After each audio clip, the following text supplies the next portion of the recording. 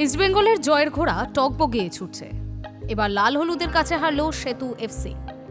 সাফ club championship জিতে কলকাতায় ফেরার 3 দিনের মধ্যেই অ্যান্থনি অ্যান্ড্রুজের দল IWL এ নেমে পড়েছিল। প্রথম দিকে সেভাবে ছন্দে পাওয়া না গেলেও সৌম্য গুগলথের গোলে গোটা 3 পয়েন্ট নিয়ে মাঠ ছাড়ল ইস্টবেঙ্গল।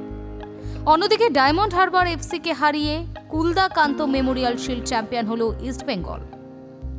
বুধবার কল্যাণী স্টেডিয়ামে শুরুটা খারাপ করেনি ইস্টবেঙ্গল। নিজেদের মধ্যে ছোট ছোট পাস খেলে বল দখলের লড়াইয়ে এগিয়েই ছিলেন লাল হলুদের মেয়েরা। তবে ম্যাচ যতই গড়াতে থাকে সেতু এফসিও ম্যাচে ফেরে। ম্যাচের গতির বিরুদ্ধে গিয়ে 32 মিনিটে সুবর্ণ সুযোগ হারায় ইস্টবেঙ্গল। গোলকিপারকে একলা পেয়েও গোল করতে পারেনি তারা। প্রথমার্ধ শেষ হয় গোলশূন্য অবস্থায়।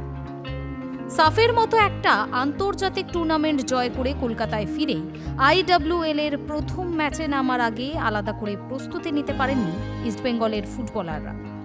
তবে ইতিবাচক বিষয় একটাই, সব ফুটবলাররাই ম্যাচের মধ্যেই ছিলেন।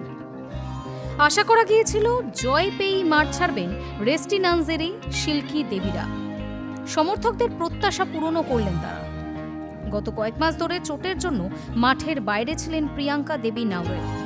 চোট কাটিয়ে তিনি ফিরেছেন এই ম্যাচে। সাফে খেলতে পারেননি সঙ্গীতা বাসফোর, তিনিও ছিলেন। তবুও ডেডলক ভাঙতে পারলেন না লাল হলুদের কোনো স্ট্রাইকার। এরই মধ্যে 76 মিনিটে এগিয়ে যেতে পারত সেতু এফসি।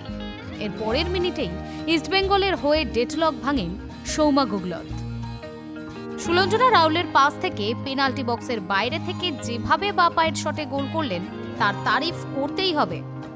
গোলের পর ক্রিশ্চিয়ানো রোনাল্ডোর মতো সিউ সেলিব্রেশনে মেতে ওঠেন তিনি। শেষ পর্যন্ত 1-0 গোলে জয়ী হয় ইস্টবেঙ্গল।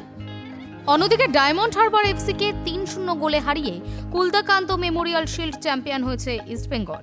24 মিনিটে লাল হলুদকে এগিয়ে দেন সায়ন। 35 মিনিটে ব্যবধান দ্বিগুণ করেন শ্যামল। এর ঠিক 2 মিনিট পর নাসিবের গোলে 3-0 এগিয়ে যায় মার্শাল ব্রিগেড।